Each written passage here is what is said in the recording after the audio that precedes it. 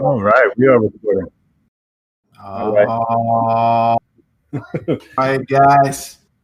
Welcome back to another episode of Pop Bros TV, starring the one and only Petey Sama, and sometimes Kid Kaboom. Not the one and only. Oh my god! Yo, my god! You got to do that over. Oh my god! Why? I always include you. I said Kid Kaboom. All right, start it over, sir. Off to a good start. Off to a good start. This is how we warm up. This is how we get the juices flowing. So Go ahead, go. I'll just go with the flow. Anyway, today our special guest is the one, the only, the legendary funky pop master, Jerry's Got Pops. Say hello, Jerry. Hello, everyone. What's up? I'm excited to be here with the both of you guys. Big fans of both of you. I've loved getting to know both of you over the last couple months also over the internet. And excited to be here on y'all's new podcast. I think that it's one of the funniest things I've ever listened to. So I'm going to keep coming back if you keep having funny people on there. And hopefully I live up to the hype and I'm just as funny as your last guest was. You found them funny? Yeah. Destructive. So. No one's going to live up to that hype. Come on. You have high expectations, Jerry. Yeah, I guess so. Shit. Nah, but it's cool because like this whole pandemic and everything, it really expanded a lot for us where we're able to meet new people and stuff like that, you know, people that we didn't get a chance to meet before, you know? So actually was actually a good thing. I'm sorry to say, you know, aside of everyone being sick and, you know, dying or whatever, but I'm just, you know. Samuel almost got taken, but thank you, sir. Very good. Great thing. That's what I feel like it's okay for me to say because, you know, you had it, my brother had it, you know, but I mean, yeah, everyone survived, you know, so you could laugh about it afterwards, you know, not during. Yeah, I mean, I think it's important to look at the no matter the circumstance in the world, we have to always look at the positives, what we can take away. And I think that certainly, Kaboom, I agree. Like one of the biggest positives I got from this was that I connected with people who I had lost touch with. I reconnected with them, whether those were people from high school, people from my personal life that I lost touch with, but also just got to meet so many new people virtually and have had so many fun, like, hangouts and opportunities to connect with people that just love the same stuff I do. And I think that wouldn't have happened had we not all been confined to our houses and had some introspective time to think about our relationship. So for me, as a positive person, I always like to look at the positives. Certainly the world is in disarray, especially the United States, but there is still something to be had there. And I think that you knocked it out of the park in saying that it was there's something happy there. There is some quality success that comes out of this. Yeah, because like I said, you know, we're stuck in our houses for 3 months. I mean, I worked through it, you know, I had to work through it. So, but there were a lot of people that didn't work through it. They had to stay home. They were forced to stay home. So we were just, you know, it was like I said, I always look at the upsides of things. I always try and look for the positive in anything that's going bad, you know, even though it's bad out there, you know, I always try and say, you know what, it always gets better, you know, like the old saying goes, the only way. Oh, Jesus. yo, I was just on a roll, bro. Why you gotta fuck me up? Forget it. Go ahead, Petey. He was gonna come through with a straight, legit Office quote right there. I knew he was coming with. Like, Kaboom, finish it. I would have respected it. Jerry's the only one that respects The Office. Everyone else on it. I don't know why, bro. I love it. I think it's a great show. Yeah, I like it too, Jerry. But when you're a damn liar, Sama, I don't Mrs. Sama and Kaboom watches it 19 times over, it gets to a point that I want to take Steve Carell's soul. I want to take Jim, take his hair, shove it up Dwight's culo, you know, stuff like that. So, but he's this guy Kaboom is a fanatic. Like, I think he can literally reprise every line on the damn show without even knowing what episode it is. It just naturally comes out. And you know, the only funky pops Kaboom dies for now is those Office ones. He will stop. Yeah, I gotta get my hands on them. Yeah, I have to get my hands on them. I mean, I love the Office line. I have every single one myself. So I know you do. Yeah.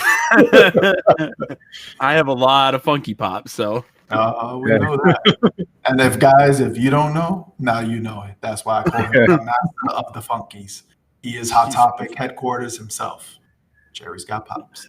I've got a little bit less than, I've got a lot more than most people who act like they know everything about pops on YouTube. Like there's a lot of people on YouTube who are like, like people go to them for like pop information, but in reality they have like only 200, 300 pops and aren't like really that deeply into the like, maybe they have one line they really like, but I'm like into a lot of series and a lot of lines, and I've been collecting for a long time. So I have a pretty broad collection of a little over 1,100 as of right now. So for people listening, I'm right at a little over 1,100, which is right up there with a lot of the big guys, the big hitters in the community for sure. Yeah, I would say that I'm up there. I'm certainly a big hitter when it comes to large size of collection. That's for sure. Yes, sir. Yeah, yeah. Jerry got 1,100. Pedro got 11. That's about it. Because he quit on the Funko game. That's it. Probably like 7, but you got it all the way down to 7. Some you only have 7 of them. Yeah, because I threw the other 100 out the window because I can't sell them. You brought him. Fly. You brought him over. You brought him, my buddy. Pop Fun to play, right? He took them all. I said, "Take it all, bro. Give me $10 and we'll call it a day." Yeah. But yeah, it's just I don't mind seeing you guys get them and stuff. Like I still enjoy some of the content. I stopped watching a lot of people because it just got, like Doc says, mundane. But like I see your enthusiasm for it still. So it's just like I'll watch and I see what's in the market and what's coming out and stuff. And if it's something really cool, I'll get it. Like it has to be. You already know. I said it 3 or 4 times. You come out with Gogeta Blue, you take my money. Something of that nature. So a certain character that hasn't come out, like you guys top 6 that you've been posting up, like Kid Cudi, like that was random, but I was like, wouldn't that be dope? Yeah, that'd be dope. Like an album, like the Biggie one. That'd be so cool. I think like just one of his albums and stuff like that. Or J. Cole too. Ooh. You get J. Cole, you take all my money. Yes. Oh, that'd be really cool. Yeah. So like stuff like that, definitely icons that especially I like and stuff. I'll definitely get them. I'm not gonna get them just to look at me, I got this, but just for my own personal collection, I'll get them. But besides that, I'm not interested in 99.8% of the product right now. It's just like yeah. And it's I'm interested, but the time is done. The time was already, it's been past the time. I've waited. And I'll admit, it was like, but now for me personally, I think that Funko is starting to, they've done the big properties. They've been, they've had like all the big things out there have pretty much been done as Funko Pops already. So at this point, like a lot of their product offering in 2020 has sort of become super deep cut is the word I would use. It's starting to become like movies that people have forgotten. I mean, this retro toys line they're doing is like it's literally old toys turned into Funko Pops, which to me just feels like a bit random. And I'm too young to really even know what a lot of these retro toys were, or really have any connection to them. And then for like, some of these properties, the movies are just getting older. The TV shows are getting older. Some of them are so deep cut and so niche that it's like, even though I still collect a lot of Funko Pops, there's a lot of Funko products that they're releasing, like when it comes to new lines, that even I'm like, even some of these Marvel Pops that they're releasing are so like deep cut, like, this is Wolverine's appearance from a specific cover of a specific year. You know what I mean? It's like, I don't need that in my collection. Like I already have Wolverine, I said, which is a good thing because you're getting more fans into it that's looking for specific things. So on their part, wise, but for the general collectors, like shut up already. Right. Yeah, they're just touching base on pretty much like everything, and right now it's starting to get stale because it's like, how many Wolverines do you want in your collection? It's like I want a lot of Wolverines, bub. You got the one that you really want. That's why I tell people a lot of like my younger brother, he's starting to get into it. So I tell him, listen, collect what you want. There's going to be so many different variants of that particular one. Why don't you just wait? If you want metallic, wait for the metallic one to come out. Don't get the original one. If you want flocked, wait for the flocked one to come out. It's just like, and then you'll have the one you really want instead of getting every single one where it's, I have metallic, I have flocked, I have scented, I have the regular one. It's just like, it's too much. Mm-hmm. Yeah, and if Fetz is listening, he might be hurt by this, but yeah, I just recently I went through all my Spider-Man Funko Pops because it got to the point where I had like 50 different Spider-Men specifically. And I was looking at all of them, and I was like I haven't even read the damn comics for 30 of these Spider-Man. You know what I mean? Like some of them were such specific appearances, like Captain Universe Spider-Man and like Spider-Man with the bag on his head. Like they were such specific. Spider-Man was pretty cool. They're cool designs, and as a fan of Spider-Man, I was like, that's why I had bought them. I was just like, oh, I'm gonna get this new Spider-Man. But I got to the point where I was like, I don't really identify with a lot of these Spider-Man. I love Spider-Man as a character, but I don't need 50 Spider-Man variants to fill my collection. So I reduced it to like 3 or 4 that I really liked, or characters from like specific appearances that I really liked. I had to do the same thing with Batman recently because I ended up with like 70 Batman. And I was like, why the hell do I have 70 Batman? I was like, because he's the Batman. And I was like, I like Batman, but I don't like him that much. I was like, damn. So I had to purge off some of those. They flex on all these character Batmans, but like just too many. It's like, whoa. And then you got the legendary Vegeta. It's like, all right, guys, we like Vegeta, but thank you. No more, please. No more. I will admit those. I have every Goku and every Vegeta except for. Those are 2 characters that for some reason I've like felt compelled to have as many of their variants. I don't have like Planet Arlia Vegeta, but I have almost every Vegeta and every Goku. Just something about those 2 characters, maybe just because I grew up with them. I watched hundreds of episodes with them. They were such an important part of my life. Like he's a character that I don't mind having every variant, him and like Goku. But some characters, like I said, Spider-Man. I love Spider-Man. He's a great character. I didn't need 50 of them. Vegeta and Goku, I might need 50. I don't know. Maybe I don't. But how about Dwight Schrute? You need 20 Dwight Schrutes? Okay, I have every single Dwight, obviously, but I'm almost at the point where I have to stop. I don't know why I have he's not even my favorite Office character to begin with, but they just keep making more, and I'm like, shit. My favorite character is Andy, and nobody likes Andy but me. And he's only on his second. He's about to have his second variant come out finally with him in the sumo suit. Yeah. So I'm stoked for that. But I'm like the only Andy fan, so I don't expect that many more. And I love Ryan, but they haven't even made him into a damn Funko Pop. Yeah, they haven't made Ryan either. But I mean, with Dwight, I don't really disagree with the whole thing with them oversaturating Dwight. The only thing is that they do have different costumes. With Vegeta, it's always the same pose, just a different chrome color or something, and it's just I'm sick of Vegeta, and Goku, same thing. It's like a lot of their poses are all the same. It's just that they're just changing the color of it. That's about it. Right.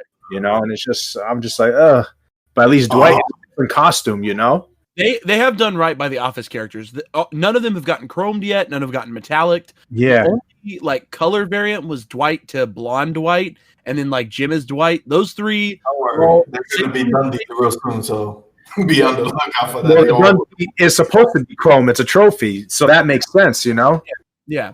But Dwight has gotten lucky that almost all of his variants are completely new molds. They all look like different scenes from the show, which is what they represent. So I like that. Same thing with the Michael Scott variants, the Jim variants. They've all been new poses for the most part. Obviously, Jim's chase is not a new pose, but at least it's a different scene. And I think that kind of adds some brevity to it, where the other characters, you're right, a lot of Marvel characters, a lot of DC characters, a lot of anime characters, they have just gotten in this habit of okay, here's a mold, we'll make it metallic, we'll make it glow, we'll make it chrome. Okay, now you have 4. I mean, look at Kale, which was in the latest wave of Dragon Ball Super. I threw a fit about Kale because no one is a big enough fan of Kale to need 5 fucking Kales in your collection. Why do you need Kale, normal Kale, glowing Kale, normal Kale with her energy, normal Kale glowing with her energy, Kale in a 2-pack with a Caulifla? I didn't need all 5 fucking Kales. Sorry. And they still haven't made base Kale and Super Saiyan 2 normal Kale. We didn't even. I mean, there's all legendary Kale. Why did I need 5 fucking Kales? I still can't. I can't wrap my head around that. And they just announced and as well as that, the Kid Buu, they did the announcement where he's going to have a variant with a blast in his hand, and then a glow in the dark version of that. And I'm like, that's 3 Kid Buu that we don't need. And then they just did the same thing with a Frieza, and they put candy in fucking regular Buu's hand. So now you've got 5 regular Buus. He's got different candy in his hand. I don't need that. Yeah. But you're gonna get it, right, Jerry? Well, Majin Buu and Frieza are like two of my favorite villains. So, shit. This guy's coming out to a perfect cell. That's different. Finally, so. And, I'm still waiting for second form. You're like, I want to talk like this, Goku. What's going on? Oh, wait, I hope they never make second form. Sama second form. He's disgusting looking, dude. Why are you talking like that to me on the second form show? But, yeah, like I said, even to me, that I'm big on Dragon Balls. I stopped. Like it's just like all the the last 2 waves, I haven't even touched it. Like, damn, like it was cool. Like so, I was like, finally, you coming out with Super Saiyan Goku. From the first time he turned Super Saiyan, and, certain thing I was like that one is one of my favorites from the new pops. Him from his battle with Frieza where he first turned Super Saiyan. That's a good looking pop.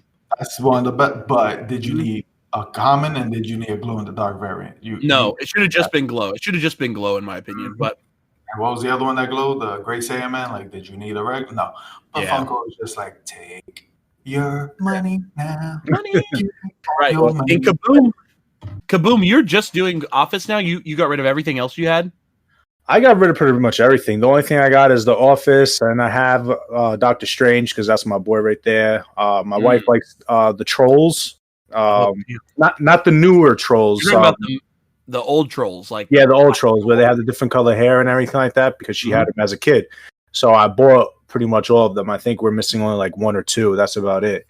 But yeah, I mean, I'm just sticking with just the Office for now because I had in the beginning a little bit of everything and I was just all over the place, like constantly buying shit that I didn't need. And I'm just like, me and Sama would buy shit like pre-order, and then 3 months later we would get it, and then we would be like, yo, we really don't even want this anymore. It was just like, I lost the interest, we lost all interest in it. So we just like, fuck it, let's sell it. I hate pre-orders. I hate that concept. Once it came out, I was like, oh god. 6 months later, I'm like, ooh, Super Vegito. Yeah.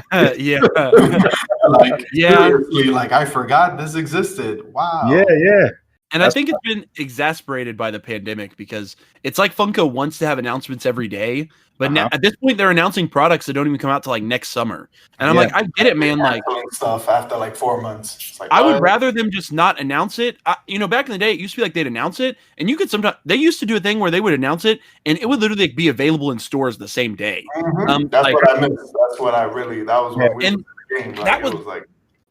That was nice. It was really cool to just be like, oh shit, like I'm gonna go grab that from Hot Topic right now.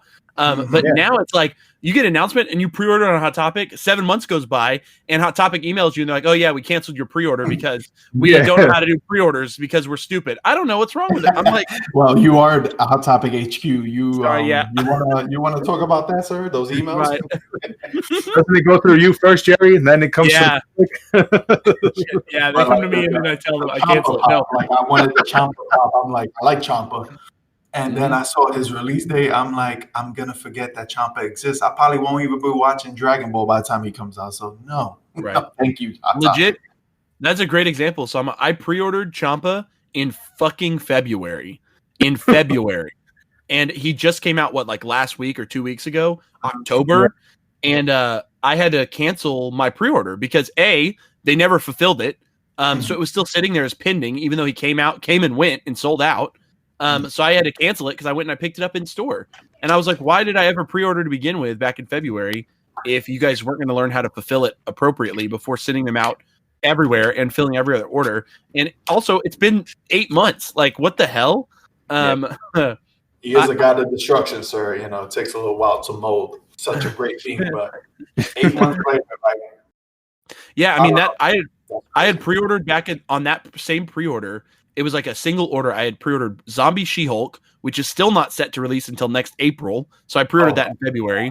The see-through Suyu from My Hero, I had that pre-order on the same order. She is just canceled at this point, or like indefinite hiatus till like 2022. Yeah. I had Slifer the Sky Dragon on that pre-order. It still showed up on my webpage, but obviously that got moved to Target, a Target exclusive. So this whole pre-order was fucked. Like I pre-ordered all that in February, and like none of it got fulfilled. It all just got completely looked over. And Pops got moved to other retailers. Like, absolute to me, that's just so much like. They just scramble. I hate when they give these companies like Toy Temple. It's just like, what was it, Box Warehouse? I'm like, wait. You don't want Pop Fuzz to have their own exclusive, dude? No. So I would go to him myself, like, sir? No. But, it's just random, like, oh, this hot, was it Todoroki? Oh, metallic. Everybody's like, yeah, Box House exclusive. They're like, huh? Where do we even go for that? Like, it was just like, who are these companies and why is Funko just like, we trust you because we know your shipping is going to be amazing. And when you get the pop, a couple of punches to the left side, a couple of elbows on the top of it, all these dents and stuff, and then you try to return it. They're like, no, the product is in immaculate condition. No, my box is that. Oh, and that sounds like a personal problem, sir. So you get shafted left and right. I got tired of everything. Probably like since last year. I think when Kaboom started getting the office is when I started getting out. I was just like, I'm tired of this. Like, I was happy because I know he really wanted the wave. So when I first saw the leaks, I was like, Kaboom. He was like, take my money. Pre-ordered everything the first second he could. Yeah. But that's when I started getting out because I already lost interest. I got the Dragon Ball ones. It was a couple of characters like Yu Yu Hakusho. I had.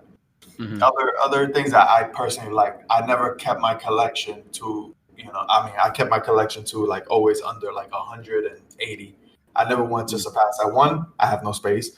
Two, it just, you get more and more and you become Jerry. And, I'm not capable of being a Jerry. So, it was always, I always wanted more, but I'm like, let me sell this one because I'm not really, into it, but it was like cool at the moment. And then let me get this. And then it was just like, screw them all, screw the Funkies.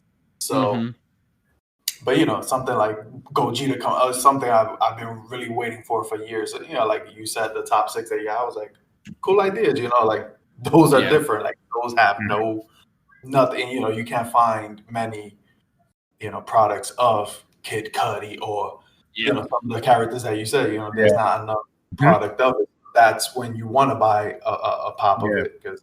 That's a rare thing to have because there's not much of it. But when you have 147 Goku variants of everything, figure arts and everything, do you really need the 148th? Probably not. But because you're a Son Goku fan, you're going to get it. But it just gets to a point that is like, I got a lot of freaking Gokus. It was like a collection. You like, damn, 1 Piccolo, 2 Krillins, 148 Gokus. That seems about right, And with the pandemic, it got even worse because now people are like, oh, Funko isn't going to make that much or whatever, so we got to get 10 of the same one. Oh, they're not going to restock. So, like, they really, like, shafting everybody. Yeah, especially with the virtual cons. You just, I don't know. Yeah, Jerry's a HQ, so he gets, first dibs. I know.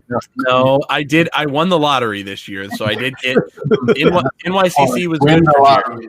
Okay, won the lottery. NYCC was good for Joe. I had a good con. I feel like I've derailed you guys to make this all about Funky Pops, and I feel like Sama doesn't like to talk about Funky Pops. But, it's what you do, so I can't. I know you miss ranting about the Funky, so I'll let you have I'll rant. I will rant about Funkies any time of day. That's the direction I'm taking my YouTube channel. Is I want to talk more about the investment side. I want to talk more about the complaints, the concerns. I mean, Kaboom said he watched the video and he felt like you weren't guaranteeing him success, so he didn't trust your advice. Oh yeah, no, I watched your last video. Oh yeah. I watched the last video with how you were just explaining about the Funko Pops and how they'll rise in stock and everything, how they're like a stock and everything. So it was interesting, man. But when you got to Dwight, I was like, oh, come on, guy, don't hurt my feelings now.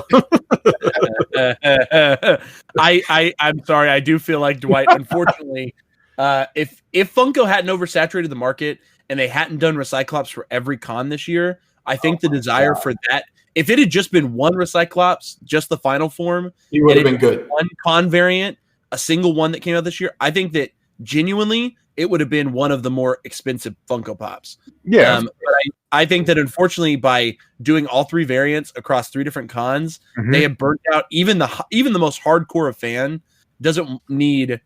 The scene lasts like a minute and a half in the show. Like even the most hardcore fan doesn't need 3 Recyclops Dwights. I think that one representative from the scene would have been really funny and a really good variant, but I think they overdid it.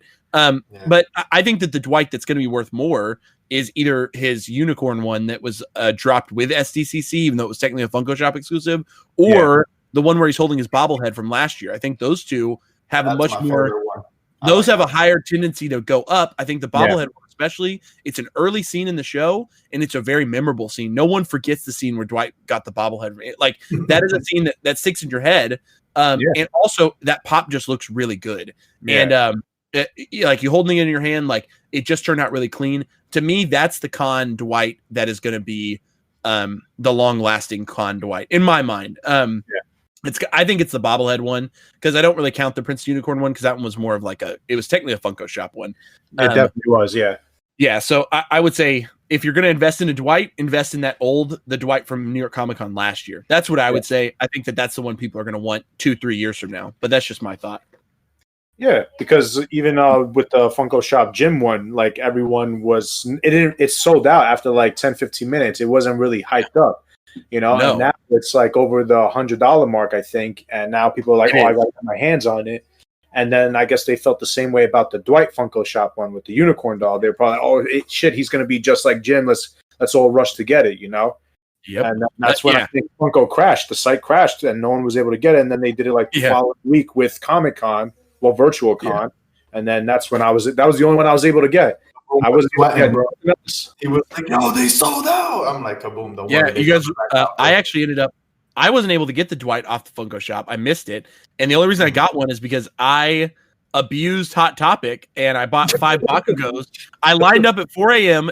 for SDCC. I was like second in line at Hot Topic. They only had like 12 Bakugos. I bought 5 of the 12. There was like 30 people in line, and I traded one of my Bakugos to get Dwight.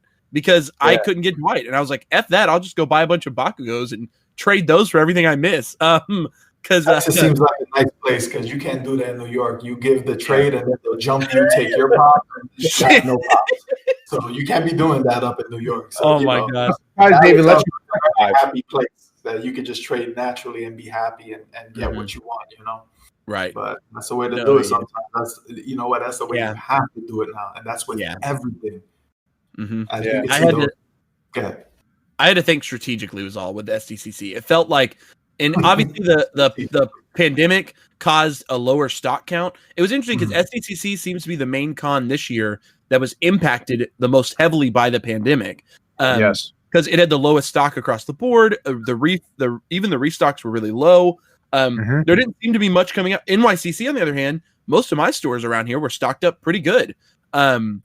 Overall, which I thought was interesting because obviously you would think NYCC would have been maybe more impacted, but what we noticed from the leaks is that a lot of the NYCC pops, like Comic Book Guy, Wonder Woman, a couple others, they were originally intended for SDCC. They weren't intended for NYCC. So I think that just because they had more production time, because they were intended for SDCC, we saw a larger stock count on some of them. But and I kind of mentioned in my 50-minute fucking essay I wrote, I guess, about 7 days to complete. Right? My fucking short film about prices of if anyone wants to go check that out. In that I mentioned a couple times. He's in the spec game. So there were some pops that I think are going to be directly impacted from NYCC that they would not have been hot pops had they been produced at the right number, right? If they had produced them in the quantities that Funko intended to produce them at, I think those pops would have been completely overlooked. Wonder Woman is one that I noted that I don't think that pop would have been worth anything, but it seems like that was produced in super, super low quantities. I don't know why that was. I don't know what happened with its production count. I'm not sure, but it was almost impossible to get your hands on, both on the Funko Shop and on Barnes & Noble's website and in store at Barnes & Noble. So, unless that pop gets a significant restock, that pop's going to be worth a lot of money by next year. And I don't think it has anything to do with it actually being a popular pop. It's just a low. They just didn't get enough amount. Yeah. Yeah, the one thing Funko lacks, exclusivity on things, So I think like you said with the Wonder Woman, just because it's not a hot pop, but just because of the fact that it's such a low number that people are going to go for it. That was actually the best Wonder Woman pop they've come out. Yeah, I mean it is. It's undeniably to me, it's the best Wonder Woman 1984 Funko Pop they made. I mean, glow in the dark. The lightning looks good. She's in her OG outfit, not that stupid gold outfit. Yeah. It's a sick looking pop because of that. Say outfit. Stupid looking gold outfit. You know what I mean? It's like a goddamn falcon. Whatever. But no, yeah, I think it's the best Wonder Woman pop they made from the movie. But again, I think had it been a common, it would have been overlooked. Or if it had even been a store exclusive, it would have gone completely null. But it seems like it's gonna hold some value. And I mentioned that in my video. It seems like it's gonna hold some value purely because it was tougher to get your hands on. But that was everything. This whole year, everything's just been lower count, and I've never seen things sell out. Like even like the pops that we just laugh at, like haha, you know, shelf warmer. They're gone. It's like, yeah. But, Did you order? Oh, my fault. Yes. Damn. I didn't mean to cut you off, Sama. Sorry. Oh, good. Yeah. I have a very important question for Jerry. Did you order the Mermaid Man and Barnacle Boy Funko? I got it on the lottery. I didn't try off Entertainment Earth or off the public sale. Yeah, I got it during my lottery sale. Yeah. Oh, but you got them already in hand. Yeah, I have them in hand. Yeah. He's Hot Topic HQ. Of course, he has them in hand. Yeah. No, they came in my So my lottery order was delivered last Monday, I think, and everything came in good condition and came good for me. But yeah, I didn't try from Entertainment Earth or from the Funko. The public sale that happened on that Friday, I didn't try because I already got mine, so I was like, I don't need to. Yeah. Why? Oh no! Because way about those. No. I ordered mine because I'm with you on it. You said that since they're the first mold of SpongeBob line, I feel like they will go up in value. I got them because they were good-looking Funkos and they were the first mold. They haven't came out with those yet, so that's why I went for them. But I did it on Entertainment Earth, so I thought you did it on Entertainment Earth also. So no. Well, I'll tell you right now. I think that, on top of what I said in my video about them, I am going to call it right now. I don't think they're going to ever get other variants. I think that's going to be it. I don't think Mermaid Man and Barnacle Boy there's a couple pops from NYCC that I think that this is it. Like they're going to, the glow in the dark. I know they love their glows, they love their metallics, but there's always a couple pops.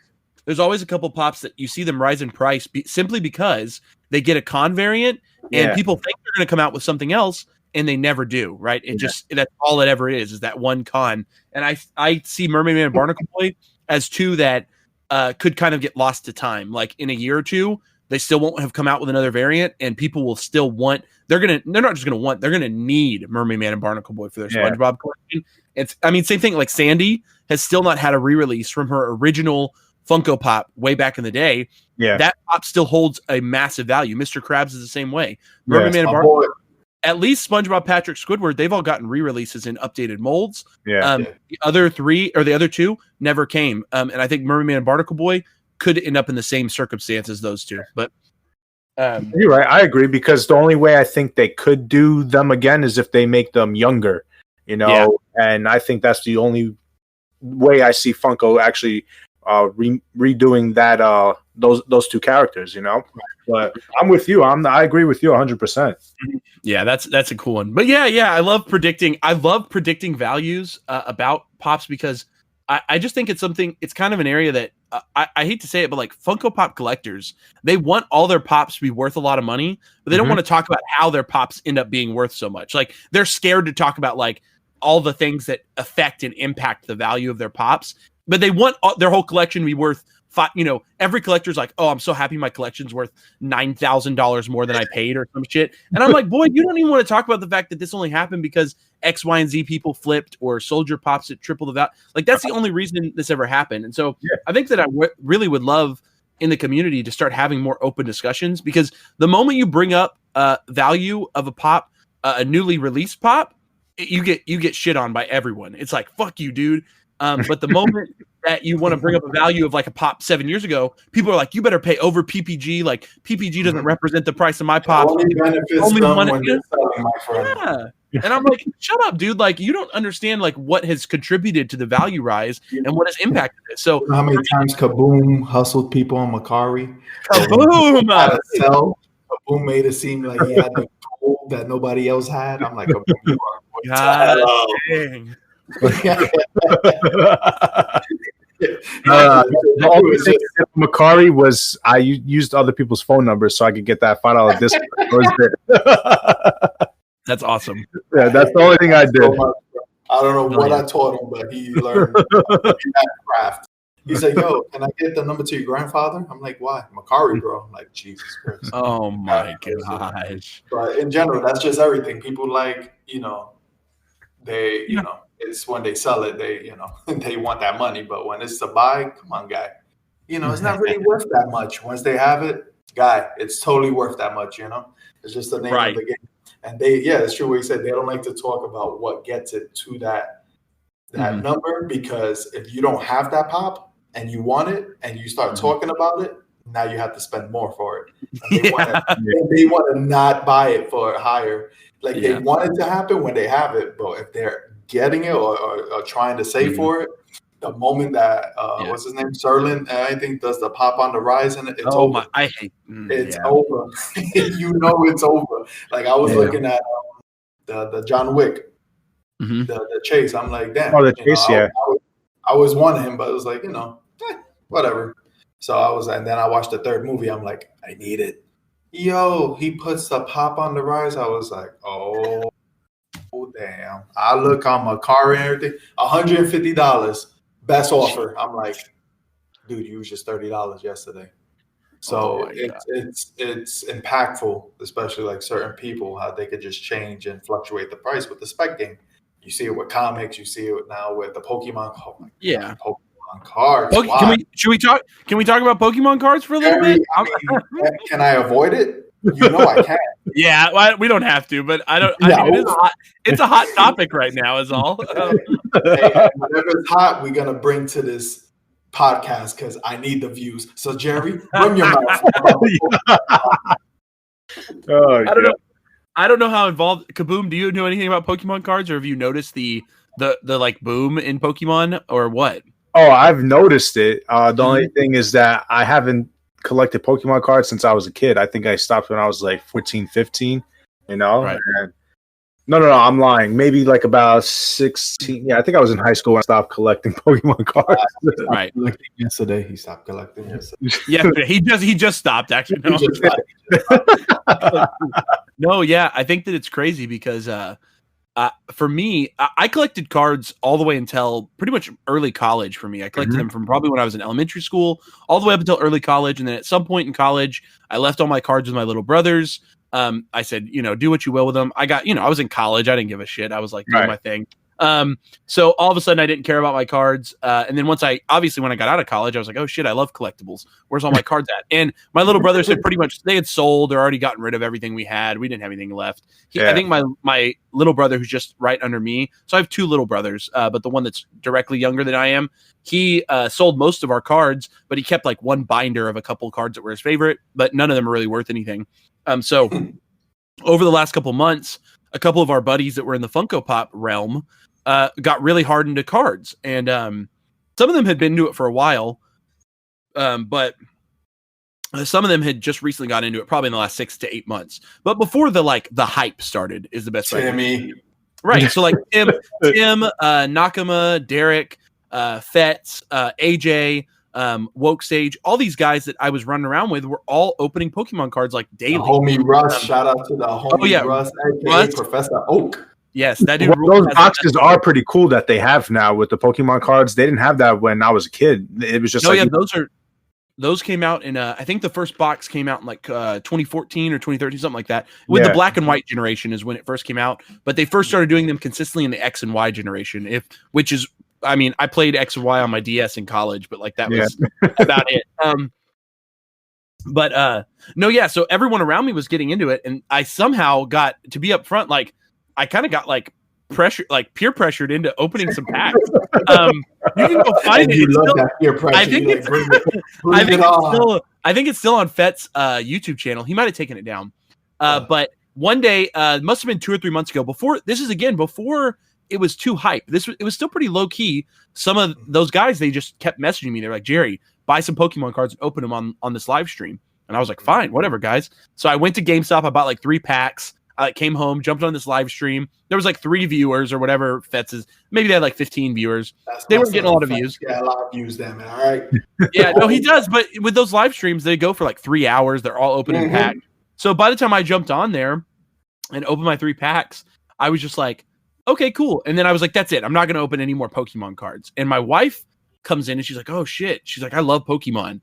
And she was like, and now my wife is like, she has plushies. She has every single game that's ever been made. She played them all beginning to end. She still has old Pokemon cards at her house. My wife is like a Pokemon super fan. So she was like, Jerry, I want more. To the waifu. Yeah, she was like, Jerry, I want more Pokemon cards. And I was like, okay. I was like, if you want, I was like, that's fine.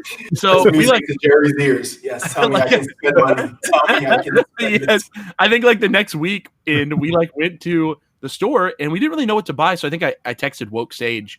I'm like, Woke, what should I buy? Like, what should I open? He was like, oh, grab some like, I don't know, Darkness. He was like, Darkness Ablaze is the newest one. Just open some of those.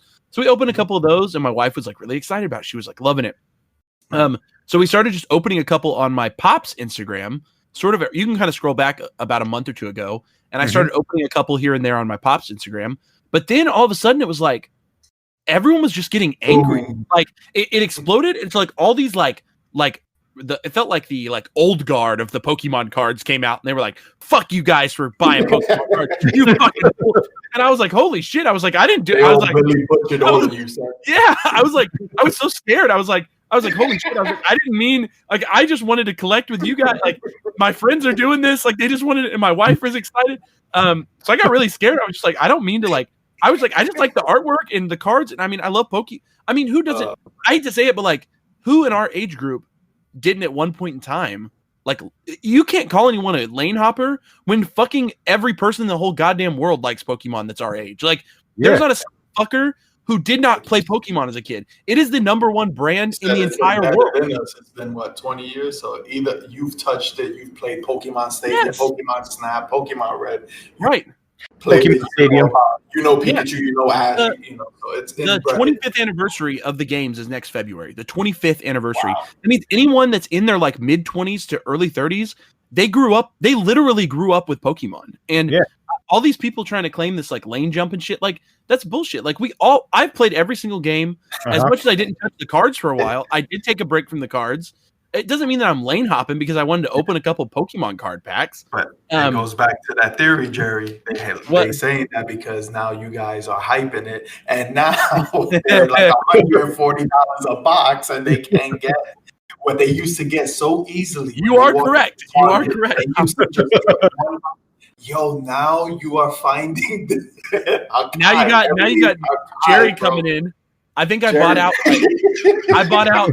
out so many Champions Path boxes, and it wasn't even for me. It wasn't even for me. I bought them to send to like a bunch of people in the group chat. Yeah, of course. And like I felt bad because like everyone was texting me like, Jerry, I can't find any. So I was like, shit. I was like, I'll go find them for you guys. Like I was like, I don't care. But now because of me, I'm an unknown variable in my Pokemon card community. You know, I've never bought like that. Not anymore. You're on Pop Roast TV podcast. Where you are, Jerry. But now, you know what I mean? So like I show up and I'm buying out Targets and people didn't know who I was. So you're right. Absolutely. Now all of a sudden the people who have been into it are pissed. They're upset that they can't get their hands on the product that they almost feel like they are like they've earned it, like they deserve the product, like it's theirs. Which to me, the store employees are wiping the, it's the same thing like what happened with Series and Funko. They see Jerry's car pull up in the parking lot, they're like, close the fucking gates, it's Jerry. Yeah. I heard a story. This is one of my favorite stories to tell. I heard a story that there's a guy that is a card guy in for Targets, and he works down in Austin, I think. And supposedly the way the cards get distributed to these Targets is there's like a guy, he goes and picks up the stock, usually like a separate company, and they actually go to these Targets and stock it themselves. It's not usually internal employees that stock the cards. And that's why you see Walmart employees, Target employees buying out whole sections, because they're really there's no regulation. Like, with Funko Pops, you can get fired if you like buy the pops from the back room because it's they're the employees that are in charge. I mean, so cold, you get fired. Right. Target. But I know that. So, but because of the fact that there is no regulation on it, because it's an external company, a lot of employees are able to get their hands on it because they're actually in there the whole time. They watch as the vendor comes in. It's almost like the Pokemon cards are handled by a, like a candy vending machine has like a guy who like comes and refills it. Same deal. It's like a guy. He just guy rolls around with his trolley full of Pokemon cards, and he comes and stocks it up. And Jerry's licking his lips. So there's these guys in Austin, and they followed this guy to all of his stops. No they wrote down his license plate number, and they followed him to his house. And what they would do is they would go and they'd wait outside of his house every morning, and they would track his route every day, so that way they would have exact details about when this guy was going on into each store. So they could literally go in and clear out the stores within a minute of him finishing his stock, because they would know when he would come in and out of the stores, what his license plate number was. They could figure out which store he was at, and they would follow him around town. They would literally stalk this guy in order just to buy out these stores, which to me, that sounds... That's crazy. Wait, can you guys confirm? Like, that's fucking crazy and genius at the same time, in my opinion. It's just 20, bro. The name of the game. It feels insane to me, and I've never heard of Funko Pop collectors going that hard. But here's the deal: there's no Funko Pops worth $200,000. Like that's when there are Pokemon cards singular cards worth $200,000. Shout out to the homie Charizard. Yeah, it's Charizard. But you know what? There are new cards. There are cards in the recent pack that just came out that are already selling for over $500 ungraded. And there's Shout out to the homie Charizard. Again, there's no Funko Pop that has ever entered the market at that value. I can't name even the pops that are literally like. I mean, Snake Plissken just dropped, right? He was only 1,000 pieces. He didn't even enter the market at over 500. He went in the market. Was Hopper, the gold Hopper, and that was because he was like only 20 made. So Same thing with the Freddy Funko as Venom. I think has always been selling for but there's only 24 of those or some shit. This is a mass-produced card. There's hundreds of them out there, and people are already selling it for over $500. And there's not just one; there's two Charizards in the newest set that both sell for over 500 ungraded, over 1,000, over. There's a Rainbow VMAX and a shiny Charizard V that both come in the new set. So to me, that's like I see why people are acting up because this is no longer like chump change. Like to me, Funko Pops are chump change. You can pay your rent with Charizard, damn it. Right. To me, it's like if you go buy out a Target of all their hit or Champions Path ETBs, let's say you get 12 of them, they all cost about $50 MSRP. You could flip all those easily for over $100 a piece, and all of a sudden you have made hundreds of dollars in a week. And that sort of flippability just doesn't exist in a lot of other flippability. And I guess that's because Pokemon, again, it's the number one card game. It's the number one brand in the world. There's nothing like Pokemon. So I have been super invested, to put it frankly, ever since those guys coerced me to open up 3 packs on their live stream. I have learned more about Pokemon cards than I ever intended to. I could name. Such a quick time, bro. I remember Sage giving you that card, and you was like, "Oh man, that's cool." Yep. Like 2 weeks later, you became Professor Oak. I'm like, "What?" It's funny. It's really funny because when I started, Woke is the one who told me which cards to buy, and then just like 3 weeks ago, I mailed him what to buy. Yeah, I gave him cards to buy. I mailed some cards to him so that he could have the new stuff. Because I was the only able to become the teacher. That's it. That's great, yo. Jerry. The games are cool. I still play the games. I have the Pikachu version on the Nintendo Switch. I'm still playing that right now. You know, but the cards are another realm. I didn't know that a lot of them. I knew the older ones went for some money, but I didn't know the newer ones, like you just said, go for like $500. I was like, holy shit! Brand new. I didn't know that. Mm-hmm. Yeah, it is kind of just Charizard, to be frank, and that's Sama kind of mentioned it. It seems like Charizard alone is sort of carrying the newer sets. Every set that has a Charizard in it, the value of that set sealed always goes for like a certain percentage more than any other set. The value of sets with Charizard as a card in it suddenly will go up in price. So I don't know. I think Pokemon recognizes that Charizard is that, and so they keep putting him in new shit. Like they keep putting new variants of Charizard in every set because they know there are these like Charizard hungry 30-year-olds that just every Charizard. I mean, that's what it is. It's these 30-year-old guys. It's it's logic. It's Logan Paul. It's these incredibly wealthy. Oh God! It's these incredibly wealthy. It's these super wealthy. You say that name on my podcast. I'm sorry. He's directly responsible because a year ago that same Charizard, the old school one, was only going for $50,000 to $60,000. Just only, right? Only. Sorry. Yeah. Get in a year only. The only ones I saw like really showing that for the years was like Rhyme Style, like the gaming channel, Rhyme Style Logic. He had a lot of the great. That's the first time I saw graded Pokemon cards. I was like, oh snap, that's dope. It's cool. But now it's Logan. Logan. I hate that they're giving him the mantle of I'm a Pokemon collector. You're like, dude, stop it. I hate to say it. He has a massive, very impressionable audience. Like that's the word. That's the thing. It's like people who listen to him, they're easily influenced by what he does, and he getting into cards has directly caused this boom in Pokemon cards. And I hate to say it, but I don't think it's slowing down. In February, Pokemon is releasing their 25th anniversary card line. I think that's going to be insane. I'm just going to call it right now. I think that's going to be insane. If people are already getting into it again right now, 4 or 5 months from now, it's going to be through the roof. Gary V, if you guys have heard of him, he's talking about investing in Pokemon cards. I think that this is not slowing down anytime soon. I think that get used to seeing Pokemon cards on your timelines if you are a collectible Instagram, because every day you're going to see someone new pop open a pack. I mean, Top Pops. I'm a star. I'm tying every channel to Top Pops himself just opened up his rainbow. He got his Rainbow Charizard VMAX today. So he got his $500 card. And Jerry's dumbass over here hasn't pulled it. What? Is he still collecting Pops? Top Pops? Okay, yeah. Top Pops, he's insane into Pops. Talk about someone who is legitimately off the rails with Pops. He posts a new video with Funko Pops in it every single day. He hasn't stopped that. But he started a second channel about 10 months ago, a year ago, something like that. And that's where he opens his Pokemon cards at. All on the second channel. He's been opening cards for he actually was ahead of the curve. He was opening cards on his channel for about 7 months on his separate channel. So he actually was doing it quite a bit before the hype beast got into it.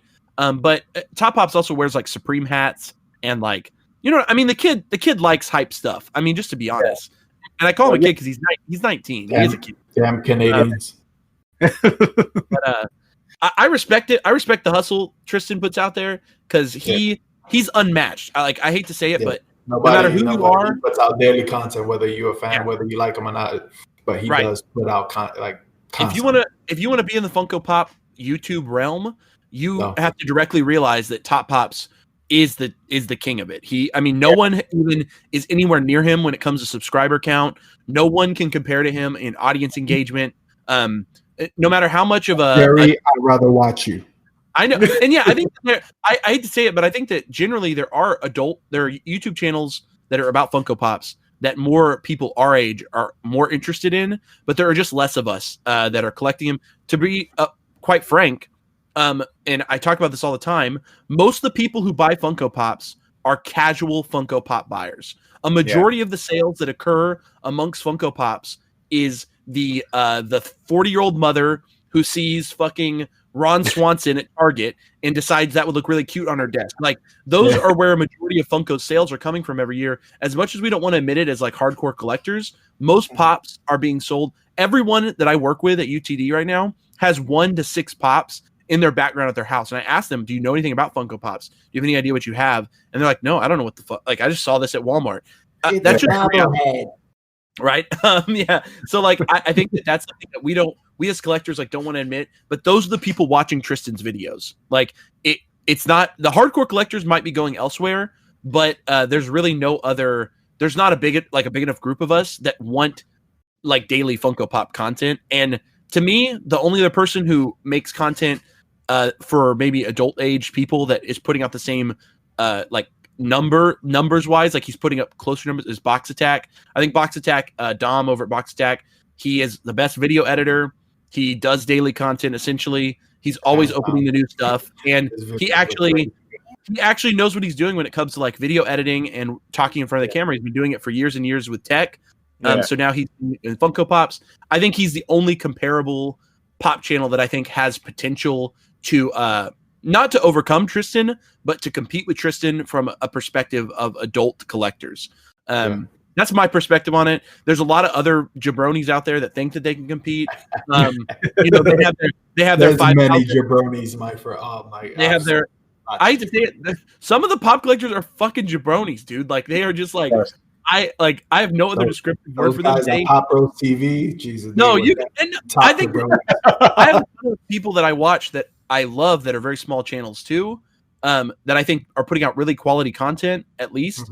And are not jabronis, but there are so many doofuses that are making Funko Pop content, and their content is fucking boring. It's stale. It's annoying, and their channels just aren't going to grow. I mean, I hate to be rude, but like it seems like they either fatally misunderstand why they're doing what they're doing. They think they're going to be fucking famous, and they're not going to be famous. God, I'm going off on these people. I'm sorry. Some of these people. That was our dreams, Jerry. Thank you. I think just got shattered, Jerry. Thank you. There's a difference between loving your content, loving it for you. And that's, you know, like I make content. I'm not going to be famous. I have no intention to be. I make content because I really, really love my own content. I watch my own videos back, and I think I like this. And that's why I make content. This guy bragging.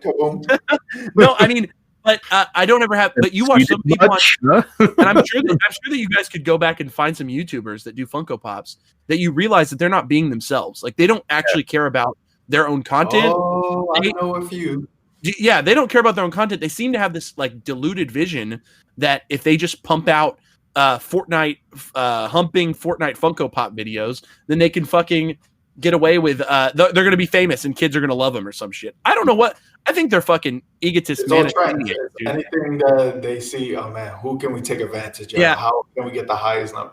And it's been like that, and you can tell off the bat as soon as I watch the intro and hear you run your mouth, change. Like it's just like I know what you're up to, and it's not. You're not being secretive about it. It's like, nasty. Yeah, it's gross, but it blows my mind because there are so many of those channels out there that are super disingenuous, that are super like I know we know what they're up to, and that's why they're not building audiences. They're not building they might be able to build some subscriber counts, but they struggle to build engagement, which I think is a much bigger like number you need to be looking at when it comes to some of these channels. I think, like I said, Dom's channel has great engagement, and that's what leads me to believe I think he's a genuine fella. And the reality of it is there's just no one that has the same quality of camera and editing skills that's in the Funko Pop realm. That is shoots in 10K sometimes. I'm like, yo, I feel like I'm in the quantum realm. I'm like, yo, this guy visuals is off the chain. And I'm sure if some of these jabronis had the same editing and what's the word? Equipment, if they had the same editing equipment, they might be able to compete with him because some of them do have maybe some likable personalities. But I do think that Dom has already started. I mean, I think he's about to break 30K, something like that, on his subscriber count.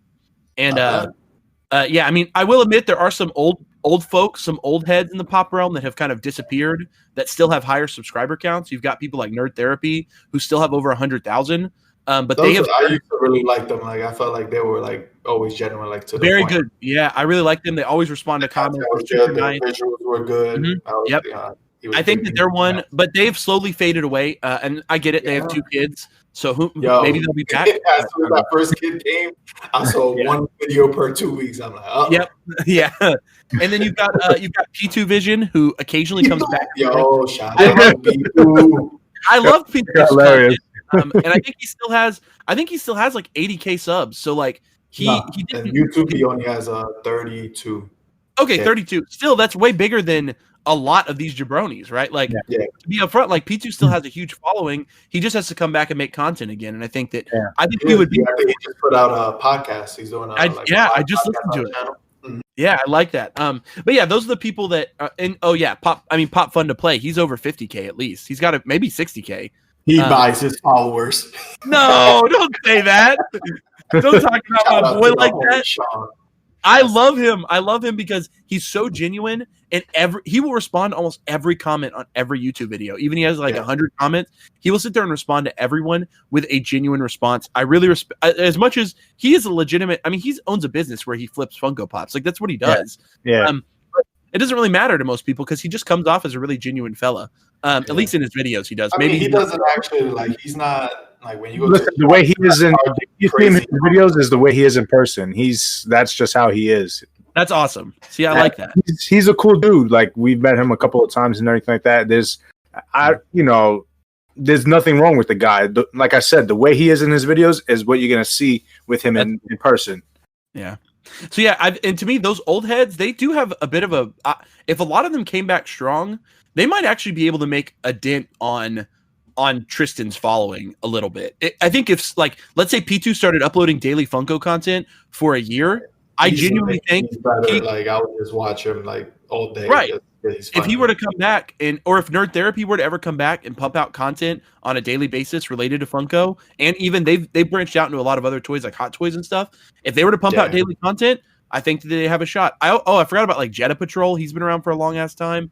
I don't even know if he still touches Funko Pops, but that's someone. We don't say these names. That's one I couldn't stand watching, and I apologize, Jetta, if you ever hear this. I think you probably are a good fella. I think you're a good guy, man. But I used to find he was the first. He was like him and Franklin, the FM. Yeah. Oh yeah, I still watch FM too. That got me to the Funko like understanding because I used to buy them, but I didn't know where to get them and when they were releasing. So I like FM. I like FM a lot. Yeah, FM was cool. He was mad informative. Yes, and FM he has a big. FM still has a pretty big following as well, and he still puts out content. He still puts out content daily. But what's crazy about his content, and guys, if you haven't seen it, if he puts out any video that's not Funko news, his view count is like miserable. But then it's like he drops one Funko news video and he'll get like so much views. Yeah. And I'm like, that's what we know him as. Like if he tries to do Hot Toys, no, you FM, you talk about Funky Pops and when they're releasing and how to get them. And that's what I know him for like 3-4 years. So it's just, it sucks. But once people know a certain thing, like if Jerry Got Pops start going into freaking buying figure arts, they're gonna be like, we want Funky Pops. Yeah. Jerry. And I say it, but like that's why when I started so I started doing Pokemon on my channel. Back to something we mentioned earlier. The reason why I lifted the Pokemon stuff off of my main channel was because I realized that there was no reason to like, as much as I love the Pokemon cards now, and I still love Funko Pops. I didn't want my viewers for my pop content to get diluted with stuff that they just didn't want to see. And I'm still going to make pop content. So it's like, they're going to have a harder time searching through my stuff to find my Funko Pop stuff. And that's what people showed up for in the first place. So to me, it's like Jerry's Got Pops will always be about pops. Like that's at its center. Like that's what that channel is going to be about. And if I do other stuff, I made a podcast channel and I made a channel with my wife where we do anime nerd stuff and open Pokemon cards. Those channels, I'm going to let them build their own audiences separately. Even if I have to start from the ground up, that doesn't bother me because they're going to build audiences for different reasons.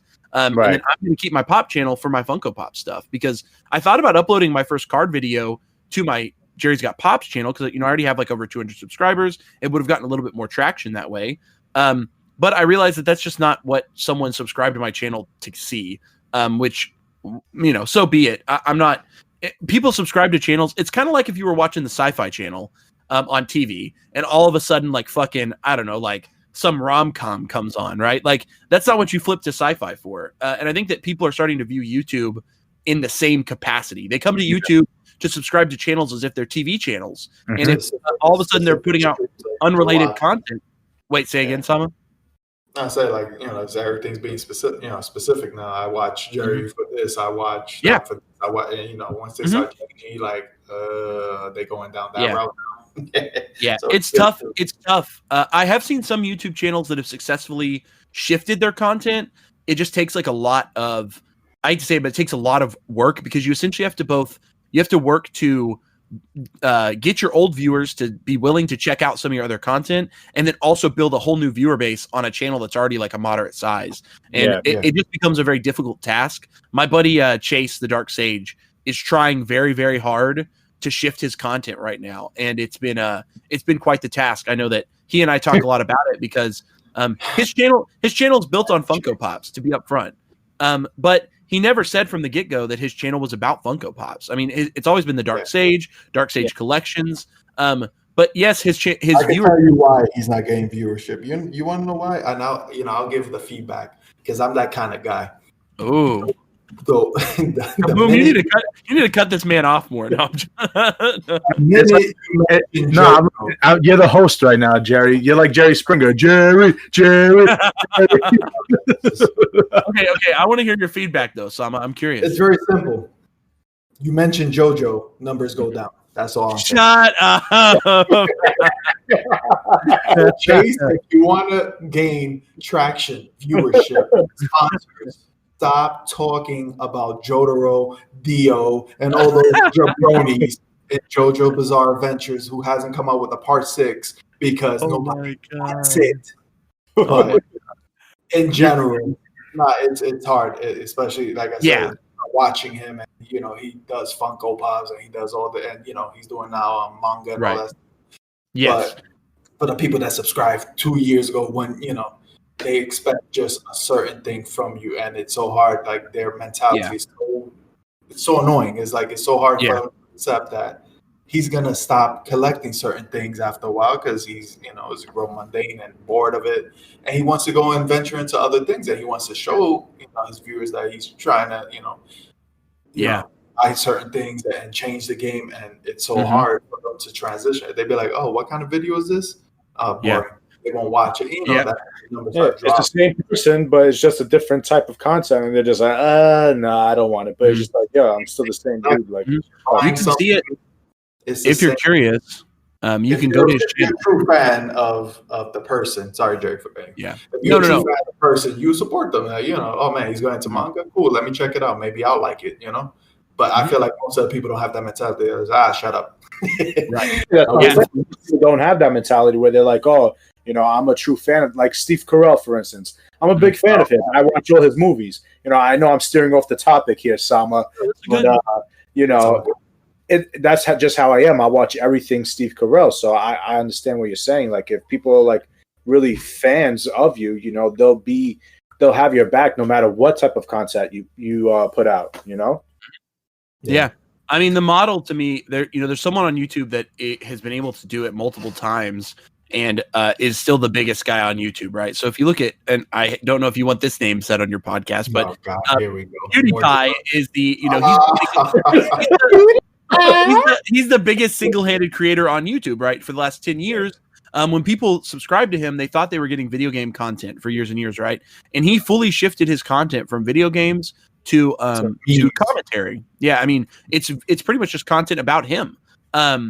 And in reality, I think I've heard him mention it in interviews, he talked about the huge dip that his views took right after he shifted. But after he just kept posting it over and over and over again, doing what he wanted to do, eventually the audience came back. Yeah, the audience showed back up because they realized they weren't watching PewDiePie play video games for the video games. They were watching PewDiePie play video games for PewDiePie.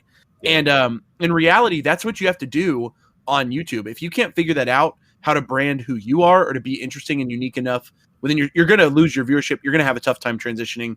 And that's just really tough. It sucks to be in that situation because unfortunately, some people build their livelihood. If you get a certain number on YouTube, that's when it's tough. You can start to pay your bills with YouTube pretty easily. Not easily, sorry. It's very difficult. But once you get to a certain place, it becomes easy, and you can quit your job. You can do whatever. But it's so fragile. Yes, one day and the next you'll start losing viewership.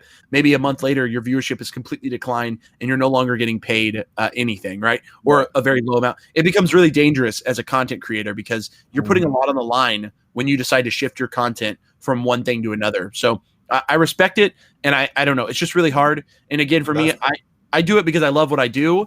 If I ever were to make money off of it, so be it. But I'm just going to keep doing it because it's just fun for me, right? I'm never going to quit my day job, or at least not anytime soon. It's that's the crazy thing. Like people, they changed their content and stuff like that. and give it a chance. But most people see that, oh man, he's jumping into Pokemon cards. He's a poser. Yeah. Lane jumper. That's a quick mentality. But now if you see that he's pumping out 10, 15, 20 videos of Pokemon, there's an interest there. He's not just doing it for the glam of the week. Now he's that's what he's interested in. That's what he wants to collect, or she collects. Yeah. So that's, I think, when they start coming back, when they see constant content of now that new thing. I agree. Post a video of Pokemon and then you go back to Funko and then, oh look guys, look what I got. I'm into Bitcoin for a week, and that they're like, okay, so now you're just trying to get views from different. Now you're just trying to pull any certain group of people into your channel for no reason, just to increase your numbers or whatever. And that's what you get. Throat dry summer? What you said? I said, is that throat dry, Sama? You need some water? Yeah, it was a little dry. I got something stuck on my, like my boy's teeth. Jesus Christ. Just in general, that I'm seeing that a lot now. Even with me, when I was watching just Dokkan battle videos, like that was my thing. I still watch them, but when like certain other those creators like start changing into other games, I'm like, ew, I don't want to watch that. Like that's not what but I was like, let me give it a chance. And then I ended up playing the games because, they started, having passion for it. Oh, this is different. We want to change everything. Even Rhyme Style, he was just Dokkan, and he would play like the Dragon Ball games for PS4 or whatever. But then he started changing. He went into freaking, Among Us and yeah, just all these different games that was coming out anime-wise, or, he would try, and I'm like, oh, that's pretty cool. I wouldn't know about it until I saw it on their channel. A lot of people just give up on them. They're like, nah, whack. And they talk about it, too. They're like, damn, I don't know. Oh, he started playing Super Mario, what is it called? The one that you create your own stages? Mario Builder. Yeah, Mario Builder, yeah. So I found those videos entertaining. He would scream, he would die in every turn, But he will always say, do you guys want me to continue making this content? Because I see when I put out this video, I see like a 50% decrease in everything, And he was like, I really enjoy it, but if you guys don't think it's something you want to see, then let me know in the And it sucks, like, damn, that you have to kind of cater to your audience, because if not, they're just going to be like, bye. They'll show you that they don't care with the numbers. So it's like, and I think that catch up with everything. Like, should I not? It's pretty stressful. I've seen a lot of people that complain about sort of this. They claim that YouTube content creators get like less genuine as they grow bigger. And I've seen this sort of complaint come about a lot, where like, oh, I liked you when you only had 500 subs, or like, all this crap about how like, and the reality of it is it's not really the content creator's fault that they that they have to make their content a certain way. The reality of it is that once they've made it their career and their job and their livelihood, if they can't make content that maintains views and numbers, it's really the YouTube algorithm's fault, because it won't feed you the content anymore. If you post pop videos for months and months and months, and you post a non-pop video, it won't show up on your suggested, even for your subscribers. Like the algorithm directly impacts how your content gets advertised, which is fucking devastating for a small creator who just wants to put out a video about, I mean, I watched a video or a podcast about a guy. He makes like vlog videos. He lives in Japan, and he makes vlogs in Japan. And he made this really, really cool like documentary about this very specific thing. Usually his videos are very comedic, but this one was like a very serious documentary. And he usually puts out like one video a month, and he relies on the ad rev from that one video a month in order to pay his bills. And he put out this one video for his month, and he got like 1,000 views or something. Like it didn't get any. Wow. So he was fucked. Like he literally had to like scramble to make some sort of other shitty content. Well, shit. It was, he wanted to make, you know, had to go back to Pokemon cards. He had to scramble to do something else that was like, that he felt would feed his audience and like smash something out as fast as possible, or else he just wasn't going to get like enough money to pay his bills that month. And I was like, damn, like that's why YouTube directly incentivizes like not genuine content. It directly incentivizes like more, unfortunately, it directly incentivizes more like mass produced content, or what's the word, like a media, you know what I mean? Like it wants you to watch Jimmy Fallon. It wants you to watch these large conglomerate style the typical content, right. The most sought after content. It wants you. It's like, Sama, you should watch this shit. And if YouTube didn't do that, maybe the clients don't tell me what to do. Maybe you should. You know what I mean? But like, if YouTube stopped doing that, maybe it would be a more creator friendly platform. But that's why you're seeing more creators. The shitty part about it is there really isn't another video making platform that allows for the opportunity to get paid at the same level that YouTube does. So if you want to make money, you kind of have. It's just like Twitch. Like people might not like Twitch, but if you want to be a streamer and get paid, you kind of have to be on Twitch. They have the biggest user base. They have the biggest access, the most ability to pay you for doing that job. So unless there's some other video streaming site that somehow usurps YouTube, which I'm going to be quite frank, I don't think it's going to happen, at least not in the next 10 years or so. Right.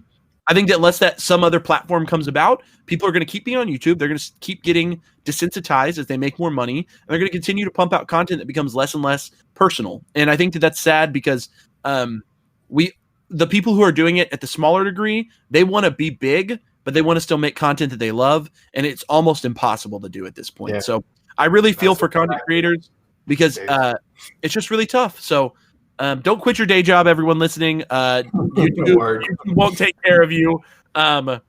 Literally, it's like a 1 in a million chance that you make it enough on YouTube to actually fucking pay your bills. The like literal chances of it are like so low. If you're thinking about being a YouTuber and you want to fucking quit your job and spend hundreds of dollars on equipment, and you think that equipment is just going to magically make you the best YouTuber around, I'll tell you right now, don't fucking do it. And also don't hump your Funko Pops. There's a guy on YouTube that humps his Funko Pops. Fucking can't stand it. Don't do dumb shit. It doesn't. People used to crack me up when he take out the pop out the box and sniff it. I used to be like, yeah. Okay, see, that's fucking funny. Humping your Funko Pops. That's borderline. That's borderline weird. That's borderline weird. Not borderline. You went beyond. You went further beyond, my friend. Further beyond. I'm looking at this TikTok thing, right? And I've never seen so much jabronis in my life. But when I look at their numbers, I am amazed by Kaboom, do you have a TikTok, dude? No. I had a TikTok. I don't really use it anymore. Damn. Yeah, nobody really. I was trying to come up with a way to use TikTok as like to post my Funko videos. So I was just I was trying to use it as to like, take pictures of them and shit like that because they did have cool filters. But after a while, I just got bored of it. I was like, I really don't want to do this. After 2 pictures of The Office, he said, "I retire." But I'm just looking at the corny. I'm sorry, the corniest things. Like it was not informative. It was not even entertaining. It was abysmal. But I'm seeing 23 million views. I'm like, is this the new way of making the easy buck? Just be. Well, I will say, TikTok is not for educational purposes. I think it's more for stupidity. There's actually a lot of like good like channels on TikTok. Like they actually transition from Instagram and stuff, cooking, stuff like that. But I never heard of anyone saying, "Yo, let me do that research on TikTok." I was just like, "That's me. I want to do research on TikTok." The one thing I've learned about TikTok is that comparatively, 23 million's on TikTok, 23 million views or something like that. It does not mean very much compared to a YouTube view, right? Because you can't monetize it in the same level that you can on YouTube, and you can't get paid as much. So a lot of times a popular TikToker who maybe has millions of views, in order to really turn it into a career, they have to transition off of TikTok. Yeah. And you guys remember that girl? She danced to Hit or Miss with the like diva thing on. Do you guys remember this TikTok? The Hit or Miss girl? You guys don't remember it. So was like a year. Was it a skinny little white girl? Skinny little white girl. She's wearing like a wig. She's like in a cosplay and she's like dancing to the song. Yeah, I think I know what you're talking about. She was at the All-Star game last year for the basketball. But yeah. So you see what I mean? You do a corny dance and an All-Star game. Yeah. So Hit or Miss girl introduced her as, look, this is I forgot her name, and they were like, she's TikTok famous. I was like, this little one? I was like, holy shit. So the Hit or Miss girl, she got really big on TikTok really fast, so on and so forth. But she actually really like failed to turn it into anything, is what I'm under the impression that she struggled to transition to other platforms. Mainly, I heard something about like she had some really bad social anxiety, blah, blah, blah. But because of that, she was unable to monetize her new brand that she created like overnight. And she totally missed her shot. And now nobody wants to see her anymore because they went on to the next 50 minutes of fame TikTok. The next hot thing. Yeah, so if you don't monetize fast and get off TikTok becomes like pretty much a useless platform for you. Now the opposite example is the Bernie girl. Did you guys see her? No. Okay, so earlier this year there was a girl. She's here in Dallas, but she posted a TikTok where she's like dancing with like a crop top that said like Bernie Sanders on it. And she's a very attractive woman. So she posted this little dance video or whatever. I can't remember the song she danced to. It was a popular song at the time. You're just looking for jugs, Sanjay. So she was right. She was dancing to the. Oh, I remember. It was that song that was like "Okay, Boomer," something like that, because it had the "Okay, Boomer" meme that was like popular at the time. So she hit all the right marks. She got millions of views on TikTok. Blah blah blah. Right, but she was super fucking smart. And like right after she did that, she immediately started advertising her Twitch channel and her Instagram page. And she got right off of TikTok, got the fuck out of there, got her Twitch to like over 100,000 subs or some shit like that. Started making massive amounts of income from people watching her play video games on Twitch off of one TikTok. Okay. And then she transitioned that income. And after she got all these followers, a professional gaming team hired her to be 100 Thieves. If you guys have heard of them, they hired her and brought her on as one of their like social media managers. So now she like oversees the social media accounts and is like a sort of like the headliner of the social media for a pro gaming team. And she has a successful Twitch channel, but her TikTok is whatever. I mean, I'm sure she still posts on there, but it's nowhere near, it doesn't really matter as much because she was able to get off the platform. And she got Jerry's tier 3 money. So that's all that really matters. She got a lot of simps, boys. She got a lot of simps. Boys, you better be careful. That girl has a lot of simps. Go look her up. You're gonna be sexually frustrated after watching those videos. Yeah, I'm looking at her. She looks like Ariana Grande a little bit. She does. A lot of people said that when she first hit. Yeah, yeah, she's one that like. Yeah, I applaud her so much because hella smart. I mean, one of the smartest like transitions off. I can't hate on that. Yeah, if you're not smart like that, if you don't capitalize, I mean, think about the kid that was singing in the Walmart. What's his name? Mason, whatever. You guys remember that kid?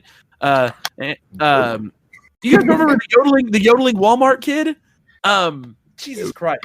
He was like, he sung that song in the Walmart. He was like, shit, I can't remember the song. I was going to sing it. I knew you guys wanted me to sing on this podcast. All right. Yeah, go ahead, Jerry. I know you want to sing. Go ahead. Whatever. No, I can't think of the song anyway, but he yodeled in a Walmart. Someone put him on YouTube. He capitalized on it. He got a record deal, and he put out an album like within a year. I'm tired of this. That sounds like somebody else. That sounds like Justin Bieber, too. He did the same thing. He used to sit and just play his guitar and sing, and he got famous because of that. Yes, dude. Yeah, absolutely. And that's so there's a whole big difference between like if you're a content creator on TikTok, it's just so weird because like it's hard to capitalize. It's hard to become successful. But this girl was she's on TikTok. She announced like the Subway, the announcement that they make. She did her own rendition of it. MTA hired her to do the announcements. Oh yeah. I'm like, yo, I can do it better. I work in it. Like, it's just the most simple of things, the most no purpose. You're going to forget about it in 5-minute thing that creates such a buzz. I'm like, it's either these people are getting easily entertained, like they're mindless zombies, or there's talent there and I don't see it. But most of the stuff, I'm just like, ugh. But, you know, I don't get mad at the fact that they get success out of it. I think that's the coolest thing. Like, you would have never think of doing something like that, and now everybody wants you to be on something. Like it's probably what we all want, you know. Yeah, Vine. Remember, Vine had the same issue when it came out. Yeah. Vine, you had to get off the platform to make any money, and that's. I mean, unfortunately, that's what gave us Logan Paul. That's what gave us David Dobrik. That's what gave us some of our most massive YouTube stars. Is actually, it's Vine.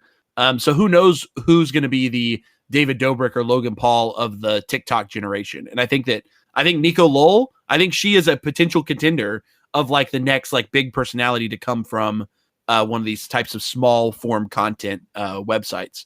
But yeah, I definitely couldn't fucking do it. I've tried to play with TikTok. I'm not creative enough or talented enough to do what the fuck they do. So just Jerry. We just want you to dance and sing. That's it. I guess so. I guess I'll shake my ass on That's it. I'll do the WAP dance, and if people don't like it, that's their fault. Okay, that's shake not my those fault. Yams, baby. Shake those yams. That's all they want. Okay. So Jerry, we're we supposed to talk about something, but no, I don't know today. I think we gotta save it for next time. Look at that. You got shafted, Sama. No. I think that Kaboom just pulled the doc. Well, it looks like it's about that time. It's been a good hour, Jerry. Thank you guys. Yeah. Well, we were supposed to talk about anime OSTs and good times. Yeah. And I love to talk about funky and Pokemon cards, and it got crazy. So I guess there'll be a part 2 to this. Maybe. Sadly. Mm-hmm. Maybe. Yeah, of course. Maybe not. You want to be back on, Jerry? Absolutely. If you guys ever have a chance, Jerry will be back on anything that he can run his mouth for an hour and a half of Funkies and Pokemon. He loves the attention of people. This is why he is my good friend. Jerry is funny. He takes over every podcast he's on. I was co-hosting and he came on and took over I was just like, I'm done with Jerry. I'm done. I'm sorry. I still feel bad for that. No, you don't. I didn't know if Doc, he was like begging me to get on during that hour, just so you know, like sending me texts. I wasn't entertaining him apparently. Right? That's what it was. He was like, and so I was confused because I didn't know. I didn't know who was even on with him. I was just like, why? Like, I was like, okay. I mean, I was like, shit, like, look at my stuff. I was like, I'll get on. So I feel bad because I didn't realize what was even going on when I came in, and the doctor started asking me questions, and I was like, I'm like, Doc, why? He's like, why not? I'm like, ugh. Well, I had a lot of fun with you two guys for sure. It's been great hearing you run your mouth off. Jerry, I love it. It's what I look forward to. That's why I invited you on. Thanks for giving me an opportunity to actually talk about Funky Pops, which I have not been able to do. That's what I didn't want to do, but I know that's what you want. You'll be able to do it again, Jerry. Don't worry. No. Next time we talking business. We talking real talk. We talking the stuff that matters in life. No TikTok. None of this jabroniness. No Logan Paul. Oh my gosh, you guys are crazy. Okay, well, thank you, Kaboom. Thanks, Kaboom, for the Actually, you know what, Kaboom? You can leave, and me and Jerry's gonna talk about anime. Jesus Christ! No. All right. I think it's too good of content. We got to save it for later. We got to save it for another episode. We're gonna start talking about other stuff, and I'm just never gonna get my. I hate you, Jerry. Oh my god! But you're more direct, my guy. You got to get right into it. No, I said funky, and I should have known that was the most dangerous thing I could have said. It never came back from there. It's like on this podcast, we don't make love; we just fuck. That's it. There's no love making. You're the worst. Yes, folks, this was Jerry Got Pops. You can check him out. I will plug all 16 of his channels. He's very entertaining. He's informative. He keeps the energy up. So I like the guy. So go check him out. Go check out his waifu. Go check out him and his podcast. He talks about anime that nobody watches. So if you're interested in that kind of stuff, you definitely learn about there's so many different genres of anime that you never thought existed. Yeah. Yeah, when Jerry posted up the 6 animes he wanted Funko to release, I was like, what the fuck is that? I was like, Kaboom was like, Nani? Oh, wait, I know that one. No, that's not it. Nani? Guys, that's funny. So, hey, Kaboom wants some 7 Deadly Sin Pops. So I'm down for that. I like 7 Deadly Sins a lot. Yeah, that's what I want. Let's make them. But yeah, guys. So Jerry. Any last words? Any final words, Jerry? He had enough words. I must say, y'all gave me a lot of words. All I'll say is he has spoken. He has spoken many times. Thank you to both of you. I always have a great time chatting with both of you online. I mean, it's just been such fun. I hope one day to visit New York and to meet both of you and to hopefully hang out. Really good people. And for all the listeners, please give Kaboom and Sama your support over on their Instagrams and their channels. If you somehow stumble on this without already following them on their channels, whether you find this maybe through my own page when I share it or whatever that might be, please give these two guys your support. They're really, really funny guys, and that genuinely love what they do, and they love talking to people. So I've never met someone like Sama who legitimately loves talking to people. So Sama is a legend. I make people from the future come on to podcast just to tell you. Yeah. So your accent is horrible, mate. You sound this man is wonderful, and they're both wonderful hosts. And thank you guys both for having me. And yes, follow my pages if you so wish. I have a lot of fun on all my pages across my YouTubes and my Instagram channels. I have some Twitter pages and some other channels. So yeah, like Sama said, I've got like a lot of stuff you can go follow me on. It's gonna take me an hour to post all those links, but you can hear me talk on all those channels because that's what I love to do as well. And I love to inform and help people stay informed about things that they love as well. So thank you both again, and I had a great time. Thank you. You're the man, man. Appreciate it. The Jerry's Got Pops podcast featuring Kaboom and Sama. And it's always a pleasure. We'll definitely have you back on, Jerry. Because sometimes if we don't want to talk, we'll just let you do all the talking, and it keeps us going, So, but are you gonna pin this one to the top of your Spotify page too, just like Doc does? Definitely. Yo, I still don't understand. I'm like, why? When I first saw it, I'm like, damn, this Jerry guy must be like really good friends with him, because he put this as the premiere podcast, so that's the intro podcast to listen to. That is his pinned podcast on his, and I don't think he notices that, and I gotta tell him that. I'm like, is Jerry that worthy, my friend? But his podcast like 18 times since that time. It's been always a fun time hearing you guys just talk and laugh, and that's why I'm like, nah, this guy Jerry, he's something else, man. But definitely fun. And guys, if you need that funky pop knowledge, because not many people are into it no more, this man right here, to the day he dies, will be the master of the funkies. So yes, Jerry is the plug. Jerry is the plug. And now he's becoming Professor Oak. So if you need your Pokemon, your Pokemon goodies, he's got that too on his channel with his wife. And it's fun watching them open cards and not getting anything good. And now Jerry's getting angry. He sounds like a typical Pokemon jabroni. So, but entertaining. So, and that's it. It's good to learn a little more about you if nobody knew. So there you go, guys. That's a little bit of Jerry. There's more. It's a lot more to learn on his 50. There's more Jerry coming. Yes. So, but definitely check him out. His podcast and his waifu page and his Jerry Got Pop page and his Facebook and his Instagram and his MySpace and his TikTok and his Snapchat and his. We got to get together and play this Among Us on Twitch. Yeah. Oh yeah. We should. That's definitely gonna be the funniest thing ever. Just imagine me killing Doc. I'm ready. Just imagine that. Yeah. So if there's anything I've ever dreamed of, it's Sama. It's you killing Doc. That's all that I ever dreamed. That's like my number one goal in life. Just to get some kind of form of me just taking him out and him going, dude. But we gotta get that. Dude. Are you kidding? But I tell you guys. So. Check us out, Pop Bros TV podcast. We're on Spotify and I think 6 other platforms that I'm not too familiar with. But I'll link them all down below. And Kaboom, do you have any final words for tonight's podcast? No, it's just time for me to go to bed. I work tomorrow. So much. I'm taking applications in for my ask Kaboom Jr., but he wasn't interested. So, But I just want to say thank you, everybody, for listening. Appreciate the love. Thank you to Jerry for being on. We appreciate you, brother. It's been pretty cool to get to know you over this pandemic and getting to know you even more on the podcast. We definitely want you back on for sure. I know Sama does too. He loves you. He's like your number one fan. The greatest of fans. I hear Jerry. I stop what I'm doing. Click on anything he puts out. That's just how it is. Even when he eats Cheetos and make ASMR sound, the greatest thing. It's legendary when Jerry does anything. So, but that's it, guys. Thanks for hearing a legendary podcast. This will be 3 years from now. This will be the one. Be like, yo, that was really good. How Jerry just took over and just talked about everything he loves. Great stuff. But this is what you say, Kaboom? I said it's only going to get better, my dude.